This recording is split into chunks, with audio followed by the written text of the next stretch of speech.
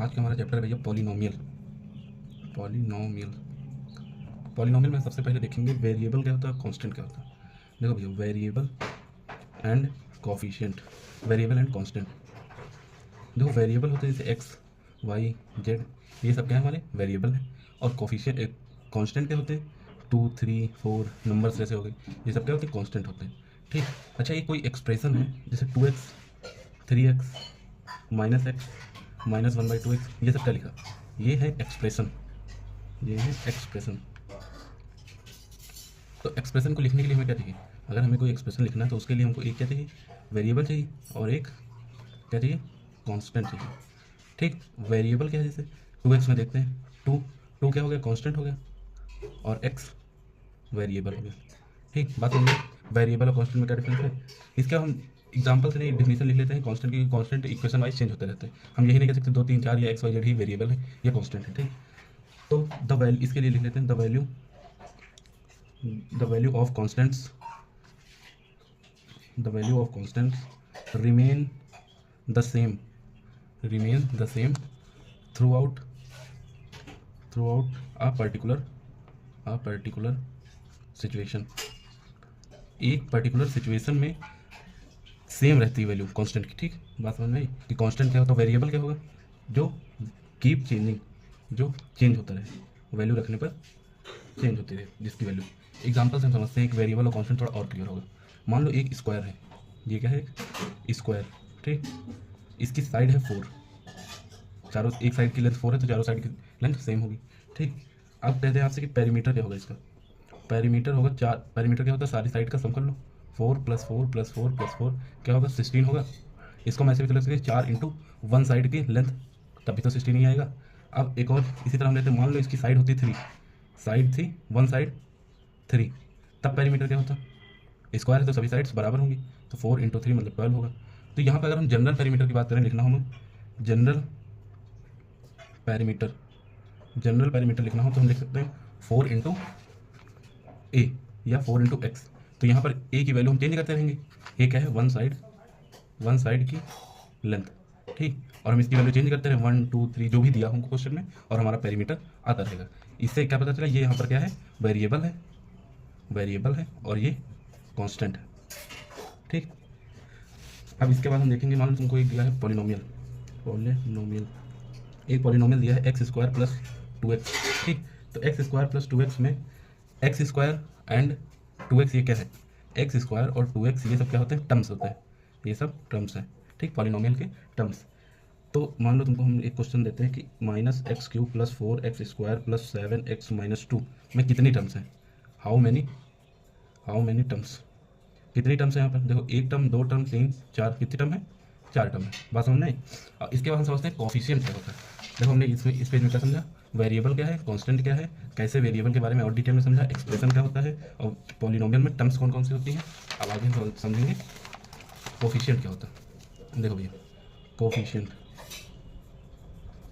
ठीक, देखो each term, जो भी मैंने तुमको टर्म बताई, ईच टर्म हैज़ कोफिशिएंट, हर एक टर्म के पास कोफिशिएंट होता है। जैसे अभी मैंने एक एग्जांपल लिया था उधर कि x³ माइनस +4x² + 7x - 2, इसमें ये सब टर्म है, ये सब टर्म है। तो ईच टर्म हैज़ कोफिशिएंट, तो x³ का कोफिशिएंट क्या होगा, x³ का कोफिशिएंट -1, x² का कोफिशिएंट क्या होगा 4।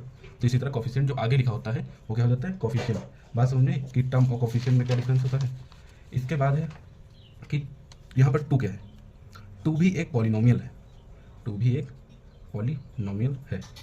हम लिख सकते हैं 2 इज ऑल्सो कॉल्ड पॉलिनोमियल। बस ये कैसा पॉलिनोमियल है, एक कांस्टेंट पॉलिनोमियल, क्योंकि 2 एक कांस्टेंट है, कांस्टेंट पॉलिनोमियल या जीरो पॉलिनोमियल है, कांस्टेंट पॉलिनोमियल है या तो जीरो पॉलिनोमियल है। बात समझिए। अब हम आगे चलेंगे किस पे, जनरल इक्वेशन ऑफ पॉलिनोमियल।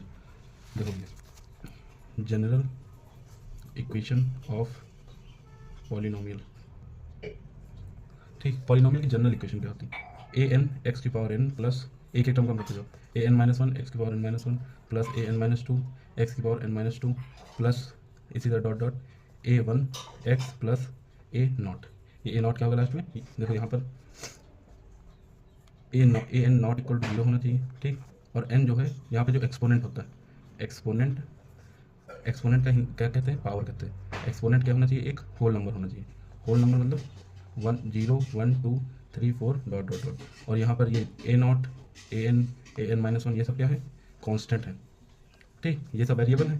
और ये सब आगे जो लिखे कांस्टेंट है या कोफिशिएंट भी हम बोल सकते हैं। और A N not equal to zero होना चाहिए और पावर क्या होनी चाहिए इनकी, होल नंबर होनी चाहिए, तभी एक पॉलिनोमियल होता है, ठीक। कुछ एग्जांपल करते हैं कि पॉलिनोमियल है कि नहीं। पहला है x plus one by x, दूसरा है रूट एक्स प्लस थ्री, तीसरा है cube root plus y square.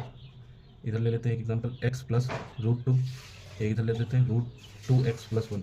इसमें बताना कौन कौन से पॉलिनोमियल हैं और कौन कौन से पॉलिनोमियल नहीं है। देखो यहाँ पर इसकी पावर वन है और इसको ऊपर ले जाएंगे, कैसे लिख सकते हैं, एक्स प्लस एक्स की पावर माइनस वन, ठीक। अब देखो ये होल नंबर नहीं है ना पावर एक्स की। देखो कभी भी मैंने अभी तुमको बताया कि एक्सपोनेंट की पावर होल नंबर होनी चाहिए, तभी क्या होगा, पॉलिनोमियल होगा। तो यहाँ पर ये पॉलिनोमियल नहीं है, ठीक।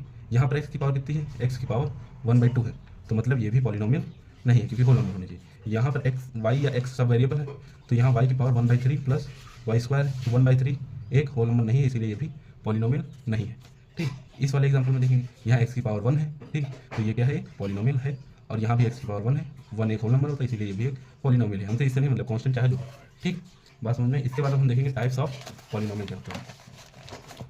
Types of polynomial, types of polynomial कि पॉलिनोमियल के टाइप कौन कौन से हैं। तो हम दो बेसिस पे इनके टाइप डिवाइड करते हैं, on the basis of number of terms, कि कितने नंबर ऑफ टर्म्स हैं, और on the basis of degree, degree के अकॉर्डिंग हम डिफाइन करते हैं कि पॉलिनोमियल कितने टाइप के होते हैं। तो इसमें कौन कौन से आ जाएंगे, मोनोमियल आ जाएगा। मोनोमियल का मतलब क्या होगा, जिसमें एक ही टर्म है, मान लो 2x 3x 6y, ये सब क्या है, मोनोमियल। मोनो मतलब क्या होता है, 1, ठीक। इसके बाद इसमें आ जाएगा बाइनोमियल मतलब 2x प्लस 3y, ये क्या है, बाइनोमियल, ठीक। इसके बाद ट्राइनोमियल, इसमें 2x plus 3y plus 3z, ये क्या हो जाएंगे, ट्राइनोमियल, ठीक। अब इसके बाद on the basis of degree, degree को ही एक्सपोनेंट बोल देते हैं, एक्सपोनेंट या पावर भी बोल देते हैं, ठीक। अब पहले आ गए लीनियर को हम रिप्रेजेंट करते हैं, जनरल फॉर्म सबके हम लिख रहे हैं कि लीनियर का जनरल फॉर्म क्या है, ए एक्स प्लस बी, जहाँ पर A X not equal to zero. अच्छा ये हम क्यों लिखते हैं कि A X not equal to zero, अगर ए जीरो हो जाएगा, ए अगर जीरो हो जाएगा तो ये केवल बी बचेगा, तो बी एक कॉन्स्टेंट बचेगा, मतलब ये लीनियर नहीं आएगा, ठीक। लीनियर का मतलब होता है पावर जो होनी चाहिए, डिग्री जो होनी चाहिए, हाईएस्ट डिग्री कह लो चाहे हाईएस्ट पावर ऑफ एक्स कह लो, वो कितनी होनी चाहिए, 1, ठीक। तो यहाँ पर एक्स की हाईएस्ट पावर कितनी है, 1, मतलब ये क्या है, लीनियर पॉलिनोमियल है, ठीक। अगर ये जीरो हो जाएगा ए, तो ये भी जीरो, तो बी बचेगा, बी एक कांस्टेंट है तो ये लीनियर नहीं रह जाएगा, ठीक। अगला हम देखते हैं quadratic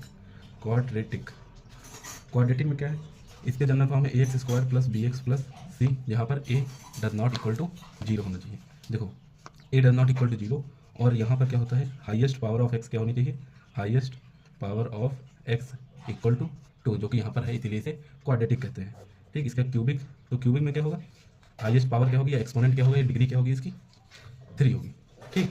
general form A X cube plus B X square plus C X plus zero, और A does not equal to zero. अगर ये जीरो हो जाएगा तो ये क्या बन जाएगी, क्वाड्रेटिक बन जाएगी, ठीक।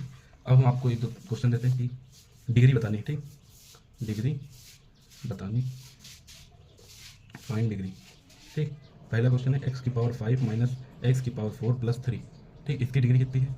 दूसरा है 2 minus y square minus y 3 plus 2y की पावर 8, इसकी डिग्री कितनी है। और तीसरा क्वेश्चन है 2, इसकी डिग्री कितनी है, ठीक। इसकी डिग्री इसमें कितनी है, 5 है, ठीक, हाईएस्ट पावर को ही डिग्री कहते हैं। इसमें कितनी है, 8 है, तो इसकी डिग्री कितनी, 8।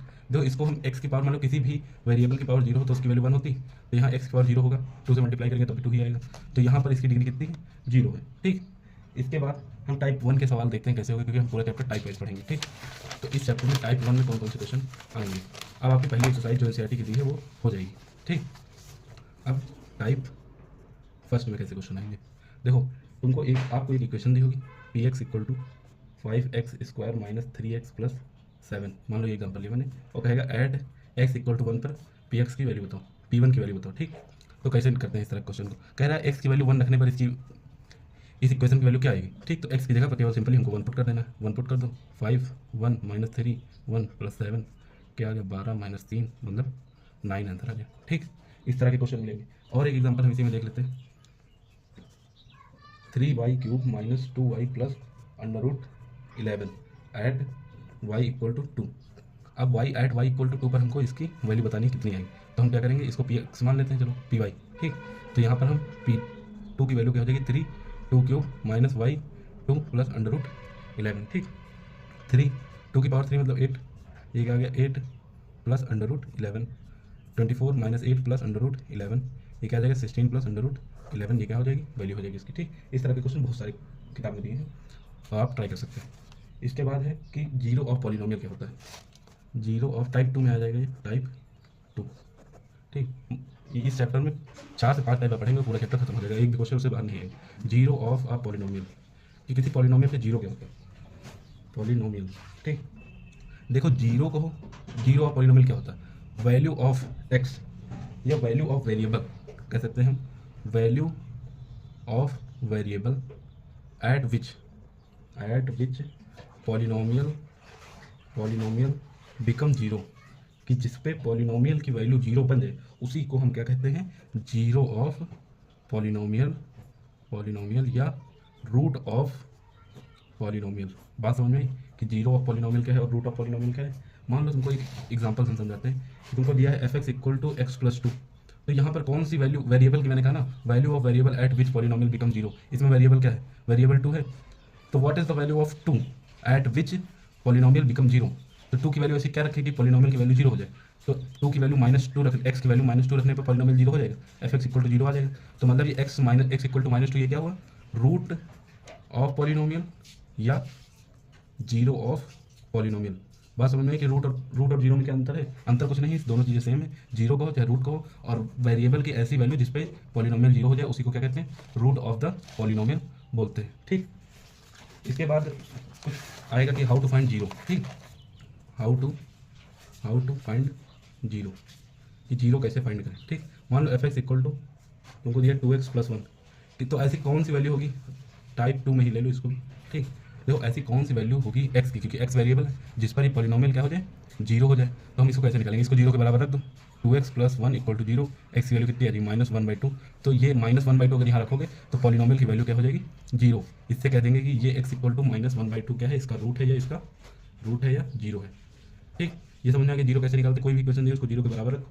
ठीक, और उसमें जीरो के बराबर रख के एक्स की वैल्यू निकालो, वही क्या होगी, इक्वेशन का पॉलिनोमियल का रूट होगा। ठीक, रूट या जीरो होगा। और भी इसके मेथड है, फैक्टर मेथड होता है, और सीधे धाराचार फार्मूला होता है, जो आगे की वीडियो में हम कंटिन्यू करेंगे। यहाँ तक आपकी एनसीईआरटी की 2 एक्सरसाइज पूरी लग जाएंगी, एक भी क्वेश्चन में डिफिकल्टी नहीं आएगी। धन्यवाद।